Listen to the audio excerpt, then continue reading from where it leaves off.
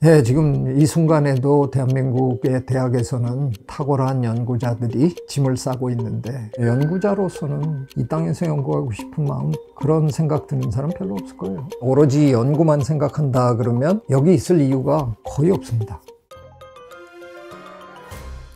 최근에 이공계 쪽의 석학분들이 해외로 나가신다는 뉴스들이 좀 계속 나오고 있는데 거기에 대해서 어떻게 생각하세요? 대충 벌어지는 이 모습을 보면 두 층으로 이루어지던데, 현역으로 계시는 분들이 떠나는 경우도 제법 많고요. 최근에는 제 귀에 들리는 얘기 중에 퇴임하시는 교수님들이 우리나라에서는 너무 깔끔하게 정년이 학자들에게도 딱 적용이 되다 보니까 섭섭하신 마음에 외국에서 그럼 여기 오실래요? 그러니까 사실 그분들 입장에서는 거부하기 너무 힘든 조건들이잖아요. 그래서 네, 제가 아는 제 예전 동료, 후배 이런 분들이 지금 해외로 참 많이 가시고 계십니다. 그런 분들 놓치는 거 참 아까운 일이라고 생각해요. 최근에 한 1, 2년 동안 확실히 많아진 것 같아요. 연구비 사정 때문에 더 많은 분들이 결심을 한 것 같아요. 참 그거는 국가적으로 큰 손실이죠. 언뜻 생각하면 좋은 학자가 하나 나갔나 보다 하지만 그 한 분으로 대변되는 분야가 있는 거거든요. 우리처럼 학계가 두텁지 못한 나라에서는 한 사람이 어떤 한 분야를 홀로 대변하는 그런 경우도 있는데, 그분이 가시고 나면 그 분야 자체가 없어지는 거거든요. 참 치명적이죠, 많은 경우에. 우리나라는 인재로 여기까지 성장해 왔다고 생각하는데 인재 유출이 국가의 미래에 대해서 위기가 아닌가요? 그렇게 생각합니다. 우리는 키워낸 인재의 수보다는 직장의 수가 현격하게 적은 나라잖아요. 그래서 어떤 분들은 빠져나가 주면 나도 자리가 생기지 않을까 그렇게 생각하는 분도 제 생각에는 없지 않아 있을 것 같아요. 그 얘기를 제가 왜 굳이 하냐 하면, 우리는 지금 상황에서도 이미 너무 열악하다는 거죠. 국가가 이 정도의 경제력을 갖췄으면 그 사람들이 자기가 배운 거를 활용할 수 있게끔, 곳곳에서 활약할 수 있게끔 좀 이렇게 뒷받침해 주면 참 좋은데, 연구계나 학계는 팽창의 속도가 다른 분야보다 빠르지 못해요. 그러니까 한때 그런 자리를 막 채울 때 운 좋게 공부하고 이렇게 나타난 사람들은 좋은 자리를 차지하고 있지만, 그 후에 오신 분들은 자칫하면 연구는 못하고 학교 강사로 그냥 떠돌거나 여기저기 다른 교수님들, 박사님들 연구소에 뒷바라지하면서 전전긍긍하는 그런 경우들이 너무 많았기 때문에, 사실은 어떤 의미에서는 학계 내부에서도 인재 유출이라는 문제가 그렇게까지 심각하게 생각 안 하는 분들도 있을 거예요. 근데 종종 나가시는 분들 중에 너무 아까운 분들이 많으니까 그거는 제가 어떤 의미로 봐도 국가적인 손실이라고 생각해요. 예를 들면 연구비 사정, 제가 얼마 전에도 연구비 얘기하다가 했는데, 우리는 연구를 잘하는 분에게 계속 연구비를 주는 분위기가 아니고, 연구비조차도 골고루 나눠 먹자, 한번 타셨으니까 좀 양보하시죠, 거의 이런 분위기가, 그거는 사실 일상생활에서는 훈훈한 모습일지 모르지만 적어도 연구의 세계에서는 그래서는 안 되는 거잖아요. 실제로 기업의 세계에서는 그런 일 안 벌어지잖아요. 돈을 잘 벌어오는 누군가에게는 기업에서는 그냥 끝없이 뒤에서 뒷받침하는 거잖아요. 근데 연구는 왜 그런 생각을 안 하시는지, 정말 연구 잘하고 있고 그 연구비로 인해서 논문도 지금 이제 내기 시작하고 전망이 굉장히 좋은데, 한번 타먹으셨는데 작년에도 받았는데 또 달라 그래? 정말 저는 그 얘기 듣고 경악을 했어요. 외국에서는 잘 하고 있으면 끊임없이 연구비를 지속적으로 주는 게 그게 기본인데, 우리는 그게 안 되니까 많은 연구자들이 변칙적으로 해야 되는 거죠. 마치 다른 연구를 하겠다는 듯이 각색을 잘 해가지고 또 새로운 걸 따서 실제로는 하던 연구를 그 연구비로 또 뒷받침하고 이런 그런 구질구질한 일을 하게끔 만드는 그 분위기, 쓸데없는 규제, 그리고 너무 쪼잔한 지원 이런 것 때문에 아마 대한민국의 웬만한 과학자들이면 다 그냥 가고 싶을 거예요. 그러니까 오로지 연구만 생각한다 그러면 여기 있을 이유가 거의 없습니다. 연구보다는 어떤 면에서 교육에 더 마음이 끌려서 못 가는 사람도 있는 거고, 뭐 이런 걸 떠나서 본다 그러면 연구자로서는 이 땅에서 연구하고 싶은 마음, 그런 생각 드는 사람 별로 없을 거예요. 모든 조건이 우리보다 훨씬 나으니까 다 가고 싶죠.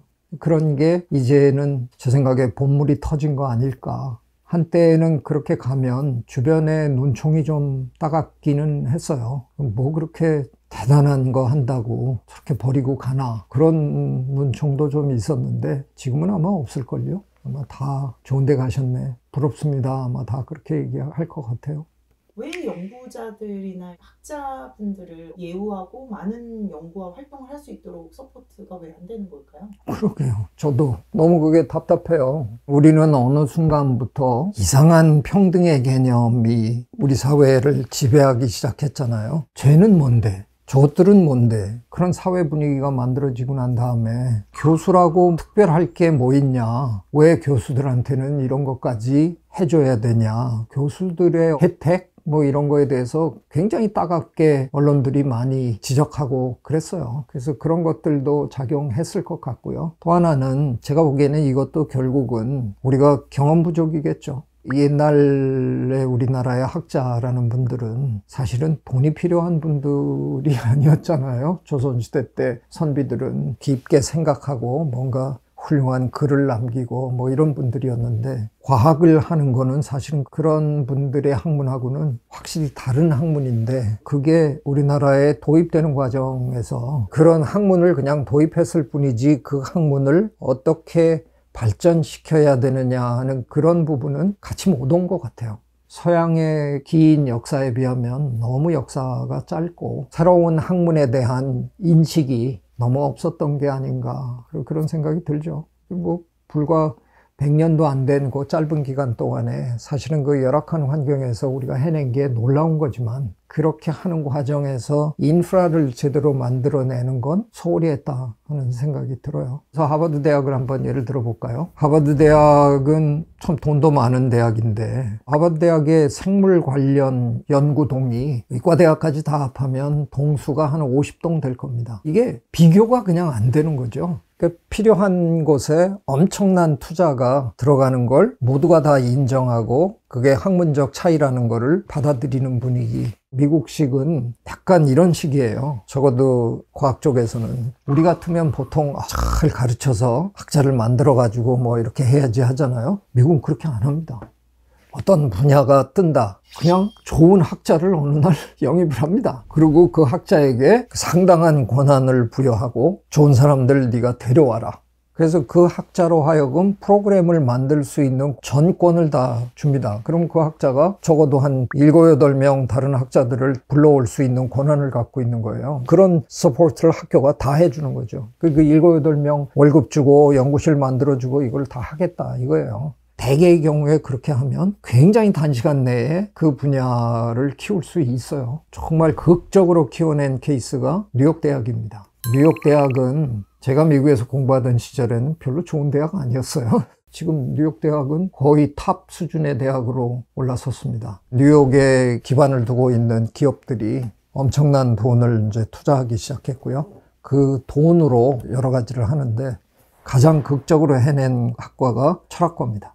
뉴욕의 철학과는 세계적인 철학 교수들을 모셔오는데 뉴욕 맨하탄 한복판에 펜트하우스도 드리고, 그분들이 언제든 해외에 다녀오실 수 있도록 공항에서 그 펜트하우스까지 늘 기사가 대기하고 있고, 그거 보고 놀랐어요. 세계적인 철학자들이 그냥 다 넘어왔더군요. 그래서 그냥 하루아침에 뉴욕대에 빵빵한 철학자들이 한 곳에 팍 모이니까 세계 철학계의 가장 좋은 대학이 그냥 하루아침에 뉴욕대학. 미국은 돈으로 많은 걸 합니다. 비난받아 마땅한 일 같기도 한데 그것도 한 방법입니다. 한 분야를 키워내는. 근데 우리는 그런 걸 해본 경험 별로 없죠. 그런 걸 이제 국제적인 차원에서 우리가 좀 해줄 수 있어야 된다는 생각이 드는데, 유입은커녕 지금 유출되는 걸 막지도 못하고 있는 거죠. 미국에는 교수가 정년이 없거든요. 거기에 좋은 점은 탁월한 분은 계속 연구할 수 있으니까. 근데 우리는 65세로 이걸 묶어놨으니까 65세가 은퇴인데 정작 대한민국에서는 대충 60세부터는 탁월한 연구자도 스스로 연구 역량을 줄여가는 일을 하는 거죠. 참 사회 전체로 볼 때, 국가 전체로 볼 때 굉장한 손실이라고 생각합니다. 저는 사실 이화여대로 올 때 정년이 없는 교수로 만들어 달라고 제가 제안했었어요. 학교가 깜짝 놀라더라고요. 이 영감이 집에 안 갈라 그러나 보다. 죽을 때까지 월급 받아 먹으려 그러나. 제가 이면 계약서를 쓰자. 65세가 되면 학교가 아무리 붙들어도 내가 그냥 먼저 학교를 떠나겠다.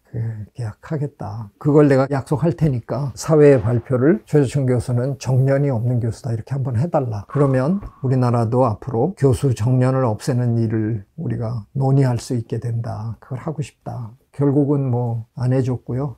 대신 70세까지 있으라고 그래서 지금도 못 떠나고 있습니다. 근데 얼마 전에 성균관대학에 정년이 없는 교수님이 탄생했습니다. 대한민국 최초로. 성균관대학에서 이제 계시고 싶을 때까지 계셔라. 정년 없는 교수로 임명을 했습니다. 저는 참 좋은 일이라고 생각했어요. 그렇지 않으면 그분도 지금쯤 해외의 어떤 다른 연구소, 대학으로 지금 떠나는 준비하고 계셨겠죠. 그 정도로 활발한 연구를 하시는 분은 하루아침에 그걸 접기가 본인도 쉽지 않고 아마 주변의 분위기도 쉽지 않을 거예요. 네, 지금 이 순간에도 대한민국의 대학에서는 엄청나게 많은 기가 막히게 능력 있는 탁월한 연구자들이 짐을 싸고 있는데 저는 이 문제 좀 고민해야 된다고 생각합니다. 이게 국가 차원에서는 소중한 자원이니까 잘 보존할 그런 가치가 충분히 있는 건데 한때는 우리는 그렇게 열심히 해외로 사람들을 보내고 공부시키고 그렇게 열심히 했던 나라가 이제는 배가 부른 건가요? 뭔가요? 그 인재들이 한국을 떠나는데 이거 그냥 손 놓고 이렇게 있다는 게 저는 좀 이해하기 힘듭니다. 다행인지 불행인지 얼마 전에 행안부에서 일부 직원들을 정년을 연장하는 그런 결정을 했더라고요. 내막은 잘 모르지만 그래도 정부에서 그런 일을 시작했으니까 이제는 금기는 아닐 텐데 그러면 이제는 본격적으로 정년을 그냥 없애는 게 저는 또 깔끔하고 효율적이라고 생각하는데 정년 문제 심각하게 고민해 봤으면 좋겠습니다. 그게 한쪽의 문제고요. 훌륭한 인재가 나라를 떠나는 가장 근본적인 이유는 그분들이 연구하는 환경이 적절치 않다는 거잖아요. 그 문제는 국가 차원에서 볼 필요가 있는 거잖아요. 이런 건 좀 대승적인 차원에서 훌륭한 분이 훌륭한 연구를 할 수 있도록 환경을 잘 만들어주는 거는 우리 모두에게 다 좋은 일이라고 생각합니다. 그래서 이런 문제만큼은 조금 열린 마음으로 우리가 서로 얘기하고 방법을 찾아가면 좋겠다는 말씀 드리고 싶습니다. 네, 구독, 좋아요, I love you.